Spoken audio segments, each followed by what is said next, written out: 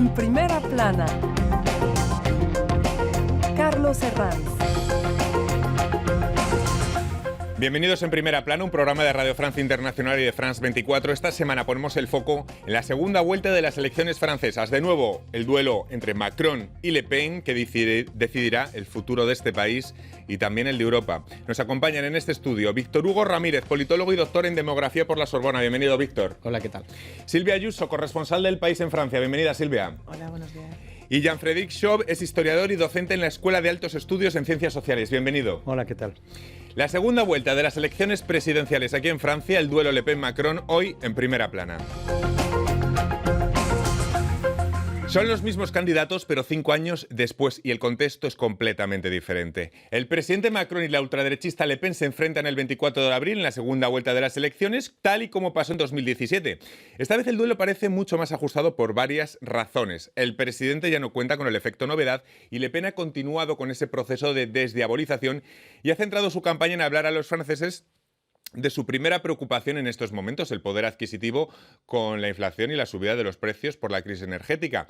Ante los temores que despierta Le Pen, la mayoría de los otros candidatos que quedaron eliminados en primera vuelta llaman al Frente Republicano que tantas veces ha funcionado en este país. El problema es que ahora ese fondo es raquítico a nivel de peso electoral y son los votantes del tercero en discordia, los del izquierdista Mélenchon, quienes se transforman en árbitro de este partido.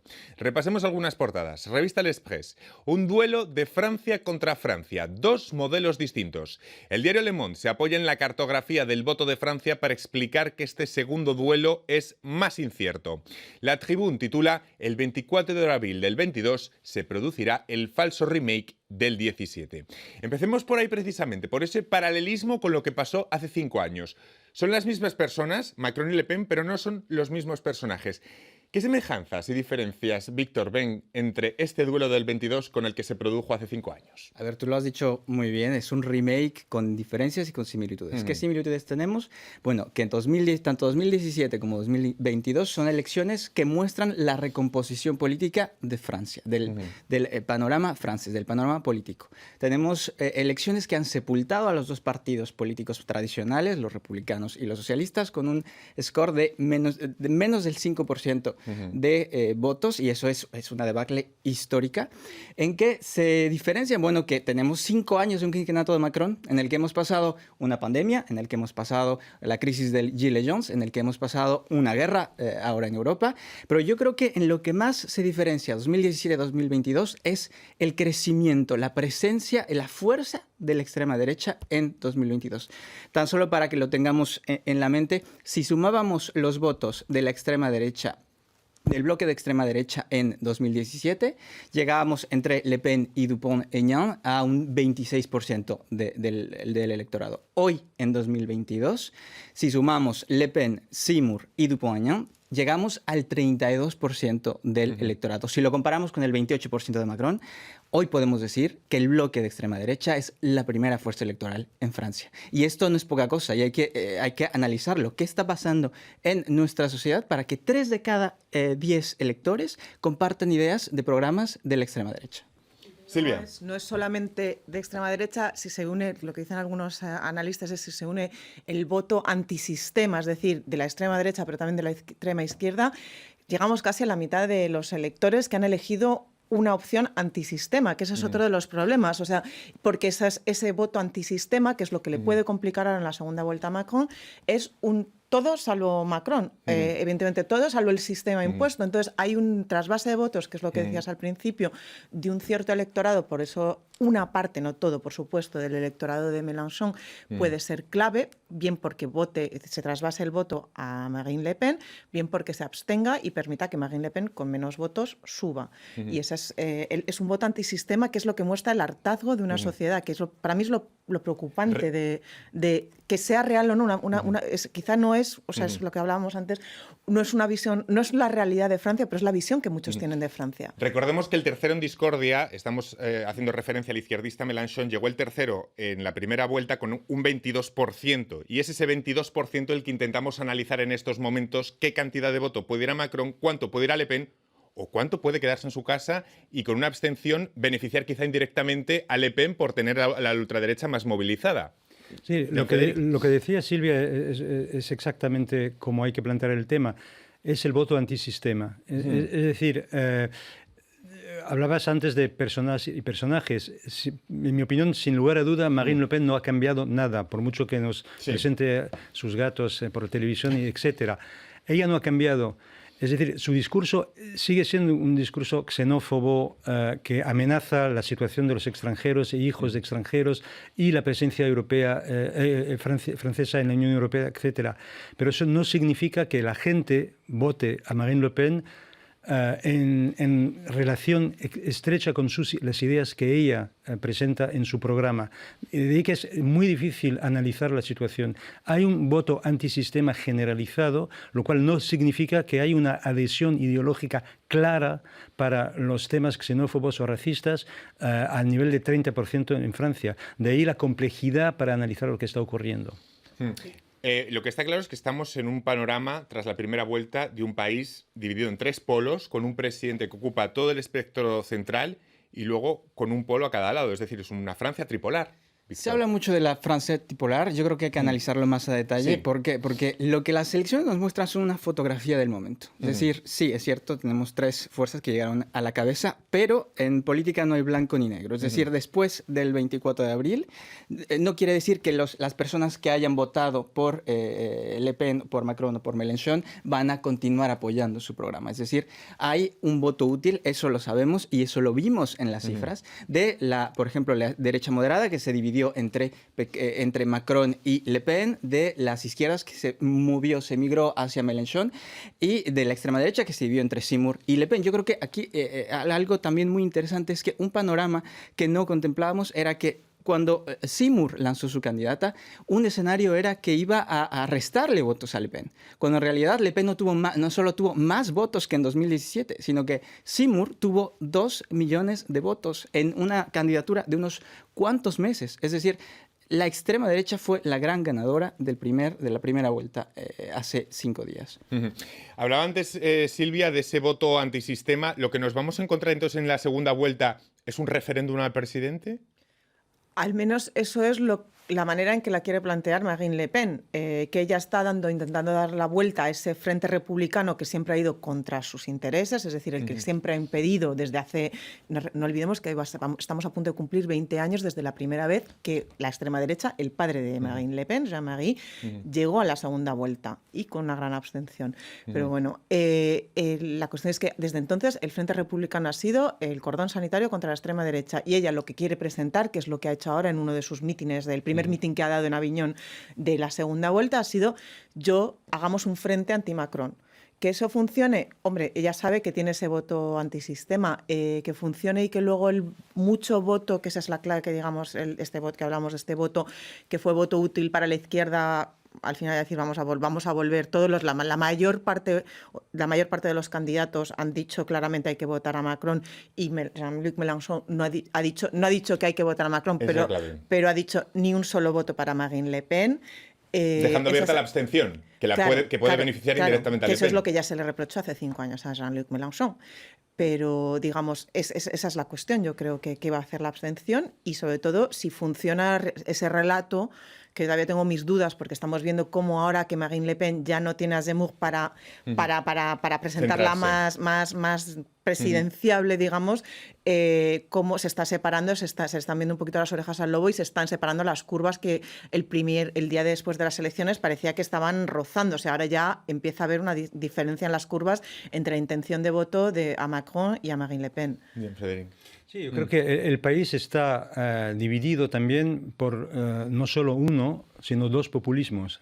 Hay un populismo de la extrema derecha que está constantemente hablando de la decadencia del país debido a la presencia de los extranjeros y a la merma del poder soberano de Francia en el marco de la Unión Europea. Eso es es uno de los 2 populismos. Y luego hay un populismo de izquierdas que repite constantemente que este país ha sido asolado por una política neoliberal en los últimos 25 o 30 años, como si fuera el Chile post-Pinochet, pinochetista, cosa que no se corresponde con absolutamente nada de las políticas llevadas a cabo, no solo por Macron, ni siquiera por Sarkozy. Es decir, el estado de bienestar social francés prácticamente no ha sido afectado por las políticas, ni siquiera las de la derecha.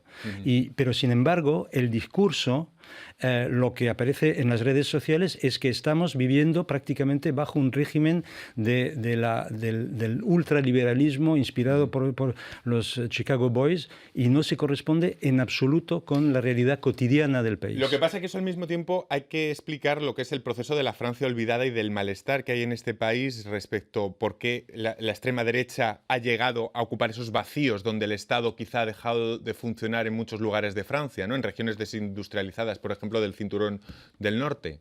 Sí, pero son dos problemas diferentes. La desindustrialización de los bastiones comunistas del norte, ahí sí que se ha visto claramente un traslado, una transferencia del voto tradicional del Partido Comunista francés hacia, no el padre Le Pen, pero sí la hija, a partir de los años 2005, más o menos. En cuanto a... La izquierda se ha ausentado. Se ha ausentado porque no tenía soluciones claras digamos, sustitutivas de lo que era el gran aparato industrial, minero y de siderurgia tradicional que había organizado esa región desde mediados del siglo XIX. Entonces, eso sí que se ha ido a pique sin que existan soluciones claras, sino el traslado, digamos, el que la gente acepte nuevos tipos de empleos fuera de su ciudad de residencia, etcétera, con todos los problemas que eso conlleva. Pero bueno, España conoce el tema de la España vacía, que también podría ser elemento de comparación con el tema que acabas de plantear. Víctor Hugo, ¿cómo ve esta cuestión de la Francia olvidada? Pues yo veo muy curioso que a Marine Le Pen se le considera como alguien que va a favorecer a las clases populares, cuando en realidad, si nos fijamos a detalle en su programa, en su programa fiscal, por ejemplo, en su programa económico, beneficia muchas medidas a las clases altas. Entonces, yo no entiendo cómo es que... Sí lo entiendo. ¿Cómo ha calado ese mensaje? Exacto. Y además, un punto a favor de ella fue el poder adquisitivo. Ella agarró esta estrategia que era la primera preocupación de los franceses, y toda su primera campaña fue en torno al poder adquisitivo. ¿Qué pasó? Que para Macron era una debilidad porque decía, mi gobierno ya ha hecho todo lo que tenía que hacer, entonces, y ha propuesto medidas menores. Pero esa estrategia de Marine Le Pen le dio muchos frutos a su campaña. Una estrategia que vino por la coyuntura de la guerra. Me voy a hacer una pausa en este momento y enseguida le doy la palabra a Silvia en un minuto aquí en Primera Plana. Hasta ahora.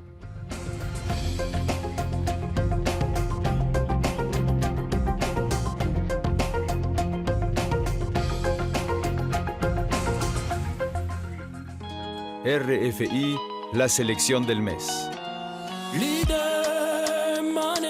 Las et Flavia Coelho.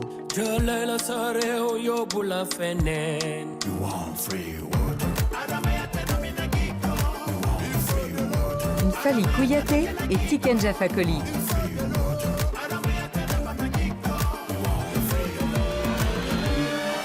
À la fois si près, si loin des choses. M. Aveuglés sur les écrans névroses. D'évidence, on s'invente des vies qui s'opposent au cœur du cœur de la nuit. C'est pas moi qui sais. Stéphane Echer.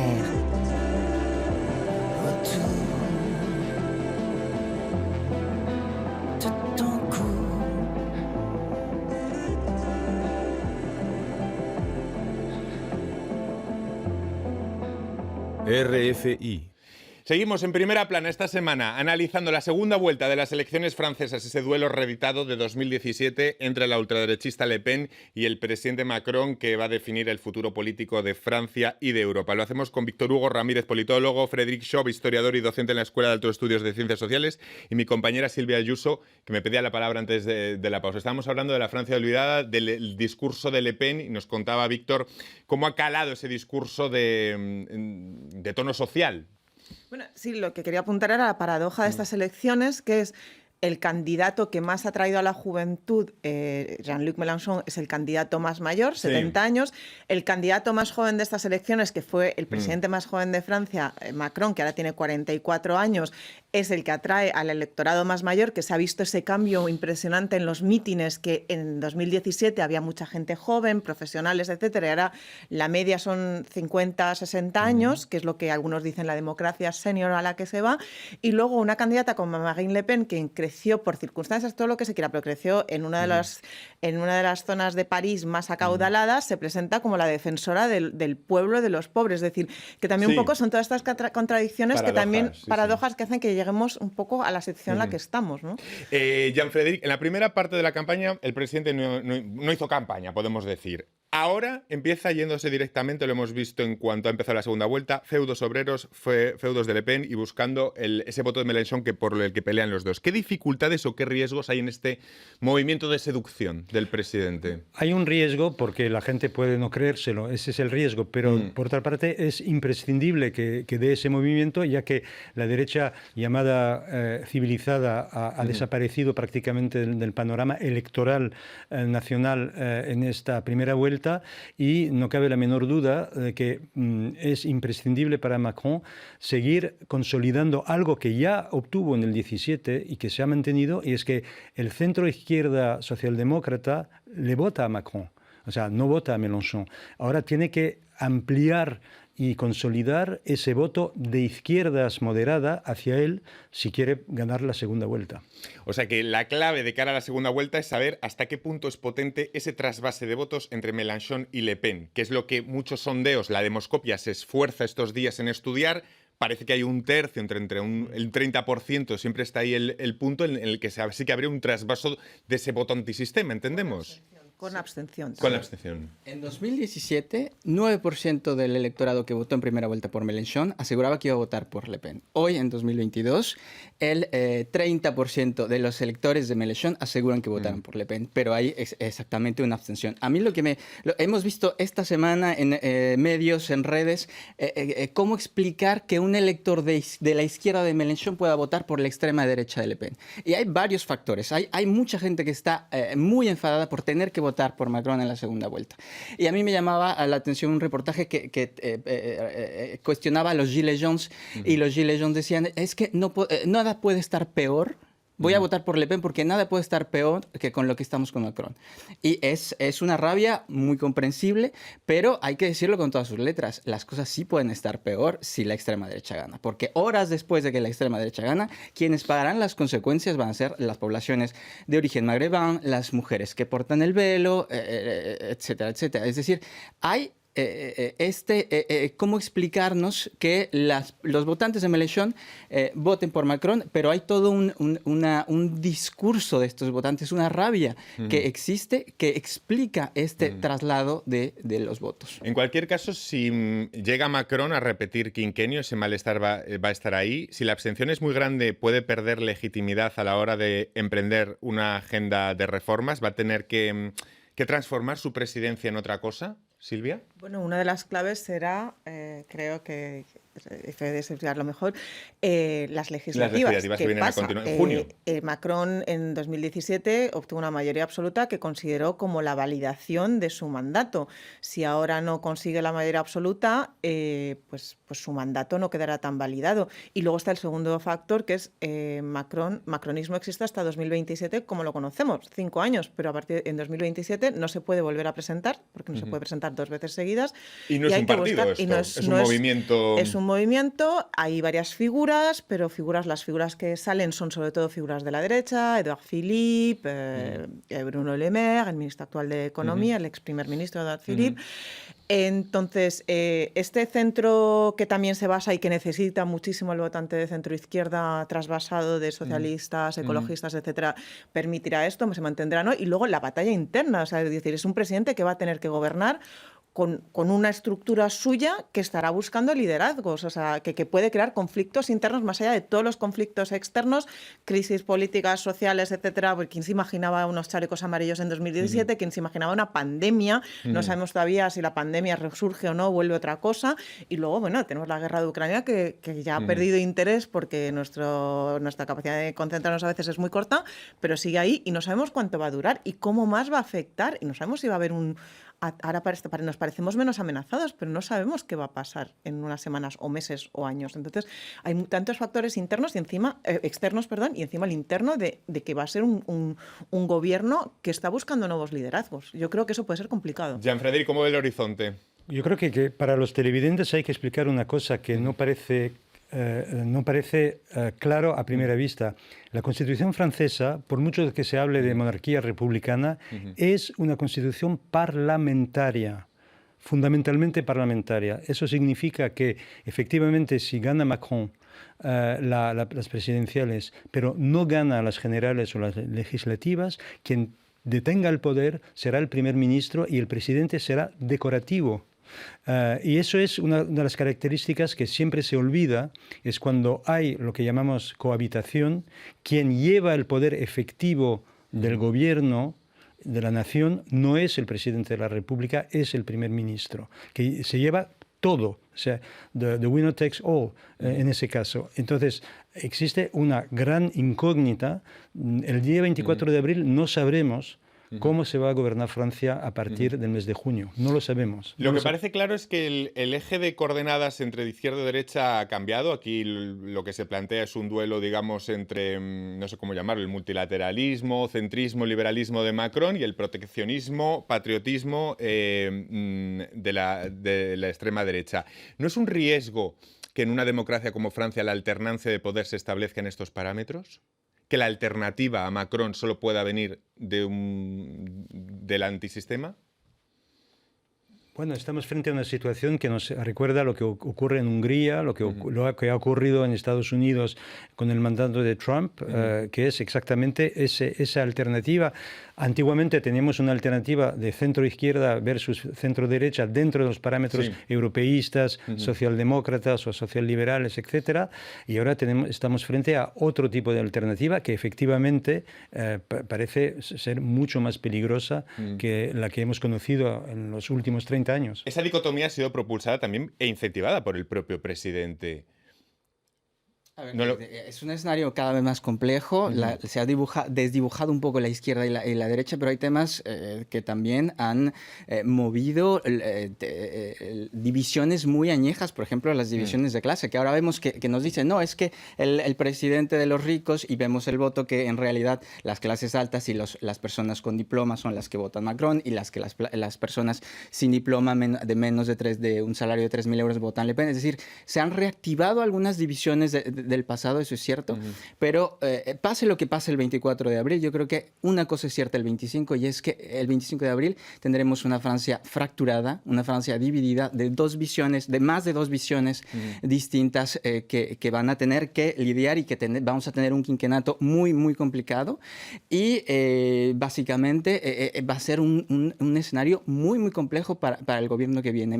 Macron tiene que fijarse en los resultados de la primera vuelta. ¿Por qué? Porque no solo, es cierto, ganó y reafirmó, legitimó su programa, pero solo con 1,5 millones de votos más que Le Pen y con 2 millones más de votos que Mélenchon. Entonces, ¿cómo puede un gobierno, el futuro gobierno, el gobierno que viene del quinquennato, tener la legitimidad para seguir con su programa hermético y sin tomar en cuenta todo el otro espectro político, tanto de la extrema derecha como de las izquierdas? Silvia, ¿habrá aprendido Macron las lecciones del primer quinquenio para intentar vertebrar Francia y llegar a esa Francia olvidada ahora en el segundo? No lo sé, digamos, estamos en el escenario, aunque sea todo distinto, como decías al principio, estamos en el escenario con el que siempre ha jugado Macron, y que él se les ha ido un poco de las manos, se han asustado, le han visto las orejas al lobo, pero era el escenario en el que se veía ganando. Es decir, esta confrontación, o el caos de la extrema derecha... Una buena estrategia electoral para él y mala para el país. Claro, buena para él, buena para Marine Le Pen, mala pues sí para los electores que se ven abocados, y además se ven abocados una vez a hacer un cordón sanitario, a pulsar un botón que debería ser un botón nuclear, que debería ser algo muy excepcional, y se ha convertido para mí en una peligrosa herramienta más del proceso democrático. El frenar a un partido, o sea, votar no por lo que crees, sino para evitar otra cosa, es algo que, y además por eso yo creo que hay un enfado de los jóvenes, esté justificado o no, que han crecido, la gente de 20 y pico años ha crecido solo teniendo que votar in extremis, no por convicción, sino para evitar un mal peor. Y eso también es un fallo democrático. Yo creo que hay algo intrínsecamente mal funciona la democracia si es una vota contra y no por. Jean-Frédéric. Bueno, pero sí, yo creo que es importante también ser justos, es decir, si ese duelo entre el centro razonable y la extrema derecha